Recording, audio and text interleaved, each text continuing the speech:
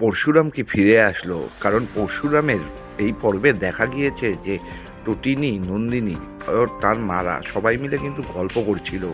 আর সেই সময় টটিনি বারবার করে তার মাকে বলছে যে সে কিন্তু মারেনি, আর মা তাকে বলছে যে সে কেন রাত্রিবেলা খায়নি, বাচ্চাগুলোও তো খায়নি, কেউই খায়নি, তার মা সেও খায়নি। তাই টটিনিকে বারবার করে বলছে যে তুই খেয়ে নে, তুই খেয়ে নে, কিন্তু টটিনি খেতে যাচ্ছে না, কারণ তার মনে কিন্তু একটাই কোশ্চেন চলছে যে তার বর পরশুরামকে মারলো কে, কিন্তু সে কিছুতেই বুঝতে পারছে না। সেই সময় কিন্তু নন্দিনী উপস্থিত হয়, আর নন্দিনীকে দেখে সবাই খুব অবাক হয়ে যায়। তখন নন্দিনীকে তার মা জিজ্ঞেস করে, তুই কেন এই ঘরে এসেছিস? তখন নন্দিনী বলল যে আমি তোমাকে খুঁজতে এসেছি। তখন তটিনী বলল, তোকে আমি চিনি, তুই এই কারণে আসিসনি। তখন তার মাও বলল যে তোকে আমিও চিনি, তুই এই কারণে আসিসনি।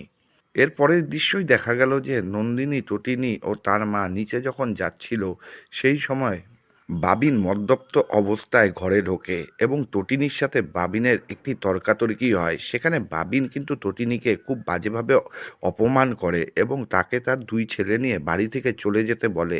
এতে তটিনীর মা কিন্তু প্রোটেস্ট করে।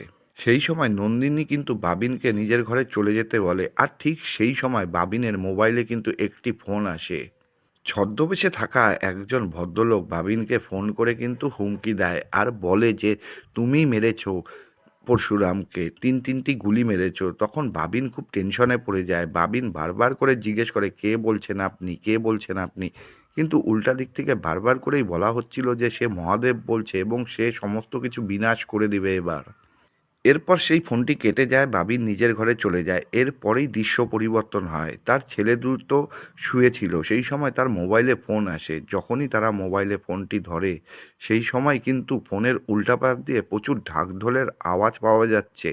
তখন তারা অনেকেই বলে যে কে বলছেন, কে বলছেন? ওই দিক থেকে কিন্তু কোনো রকম আওয়াজ পাওয়া যায়নি। এরপরেই দেখা যায় যে টটিনি ঘরে আসে এবং বাচ্চাদের কাছ থেকে মোবাইলটি নিয়ে নেয় আর ফোনে হ্যালো হ্যালো করতে থাকে, কিন্তু অপর পাশ থেকে কোনো রকম আওয়াজ পাওয়া যায় না, শুধু ঢাকঢোলের আওয়াজ পাওয়া যায়। এরপরেই কিন্তু দৃশ্য চেঞ্জ হয়। একদল ভিক্ষুক তার গ্রামের বাড়িতে এসে ভিক্ষা চেতে থাকে এবং ঢাকঢোল বাজাতে থাকে এবং গ্রামের বাড়িতে ঢুকে যায়। বাধা দিতে থাকলেও তারা কিন্তু একসাথে ঢুকে যায় এবং ভিক্ষা চায়। সেই সময় সেখানকার থাকা লোকটি বলে, কে তুমি? সেই সময় কিন্তু মুখোশ খুলে দেয় এবং সামনেই দেখা যায় কিন্তু পরশুরামকে।